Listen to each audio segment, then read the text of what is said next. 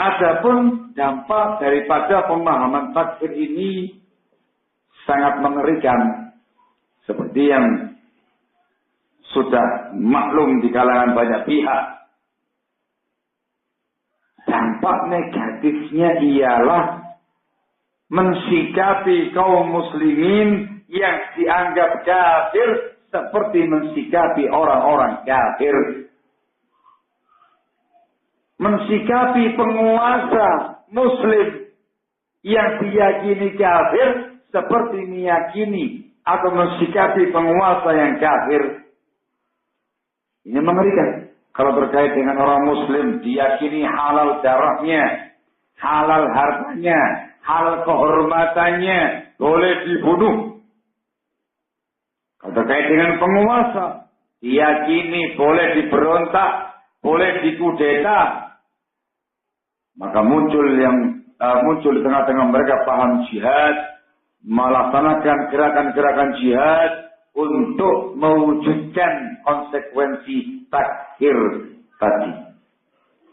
Muncul jihad-jihad yang tidak syar'i, aksi-aksi yang tidak syar'i, dan bermunculan berbagai macam efek-efek yang lain. Kalau kemudian orang tuanya yang dihukumi kafir, halas. Dihukumi kafir, dihukumi najis, dan segala macamnya, mengerikan. Itu banyak itu efeknya. Nggak boleh nikah dengan mereka dikarenakan dia orang kafir. Tidak boleh sholat di belakang mereka dikarenakan mereka orang kafir. Dan macam-macam. Dikasih muamalah seperti muamalahnya orang-orang kafir. Wallahul musta'an. Dalam Islam, bab takfir ini sangatlah besar. Tidak semudah itu Islam mengajarkan kepada kita dalam mengkafirkan orang lain. Kita langsung membahas pembahasan kitab ini pada bab yang ke-32. Bab yang disebutkan oleh Syekh Ali Al-Haddadi hafizahullah. Beliau membuat judul Khataru Takfiril Muslim bighairi haqqin.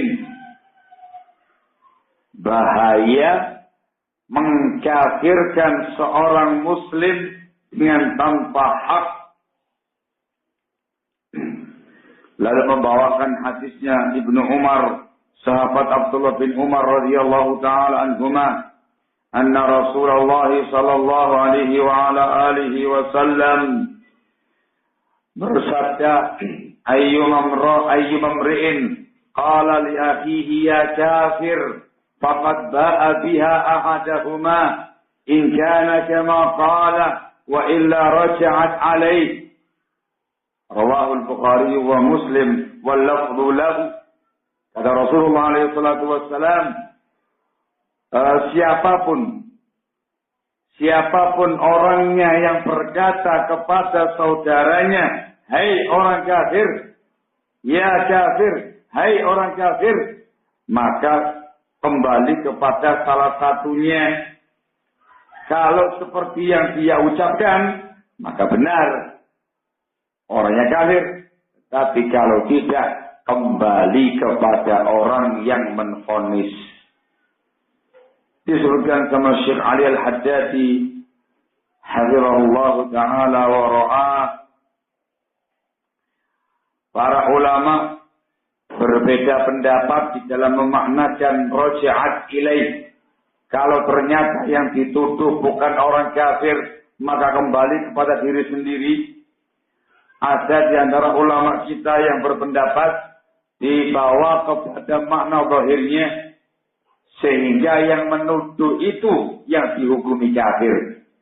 Senjata makan tuan. Ada pula yang berpendapat yang dimaksudkan adalah dosanya. Artinya dosa kalimat itu, dosa pengkafiran itu kembali kepada yang mengucapkannya. Walaupun enggak dihukumi kafir. Walhasil kata beliau, annal maqsud huwa az-zajr 'an at-takfir aw at-tafsir aw at-tanfir, ay al-hukm bin-nifaq illa bihaqqin wa hujjatin wa bayyinah. Alhasil yang dimaksudkan di dalam riwayat ini ialah larangan keras mengkafirkan atau menfasikkan atau menghukumi munafik kecuali dengan hak, dengan hujjah dan dengan bukti-bukti yang jelas. Barakallahu fiikum. Juga diriwayatkan dalam hadis yang lain, dalam riwayat Bukhari dari hadis Abu Dzar Al-Ghifari radhiyallahu anhu, Rasulullah sallallahu alaihi wasallam beliau bersabda, "La yarmi rajulan fil fisqi aw fil kufri illa irtaddat alaih illam yakun sahibuhu kadzalik." Tidaklah ada seseorang menuduh orang lain dengan kefasikan atau dengan kekafiran, melainkan akan kembali kepada dia sendiri kalau yang dituduh tidak benar demikian. Allahumma musta'an.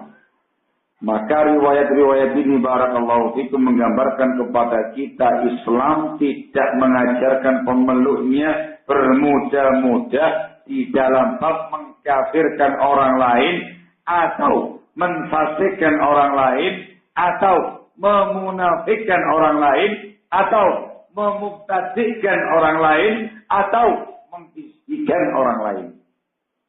Satu paket disebutkan sama Syekh Rahimahullah Ta'ala. Tidak mudah. Harus dengan hak, harus dengan bukti, harus dengan hujjah. Sehingga beliau sebutkan dalam babnya bahaya mengkafirkan seorang muslim tanpa hak. Menunjukkan di sana ada upaya mengkafirkan muslim dengan hak. Kalau tanpa hak itu perkara yang menyimpang, perkara yang berbahaya. Kalau dengan hak maka itu perkara yang benar.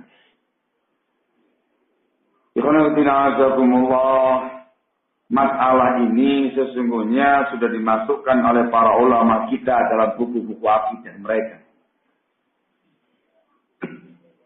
Masalah ini dimasukkan oleh para ulama kita dalam buku-buku akidah mereka.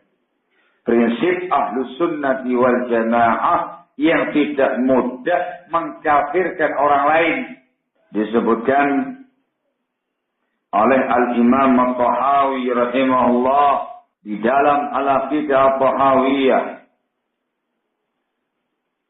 Beliau berkata, "Wala nukaffiru ahadan min ahlil qiblati bi dzambin ma lam yastahillah wala naqulu la yadurru ma'al imani dzambun liman amila."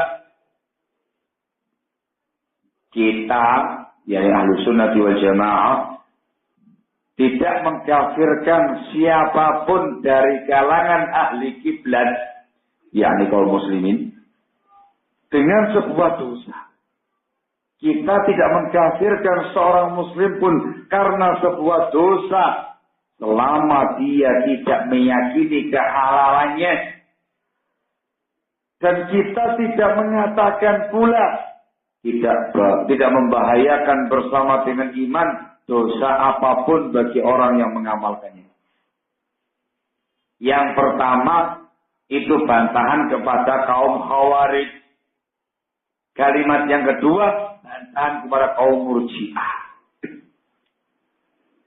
Al-Imam Ibnu Battah Al-Ubbari rahimahullah dalam kitabnya Al-Ibanatus Sughra menyatakan, wa qad ajma'atil ulama la khilafa bainahum annahu la yukaffaru ahadun min ahli al-qiblati bi dhanbin wala nukhrijuhu min al-islami bi ma'siyatin narju lil muhsin wa nakhafu 'ala al-musii.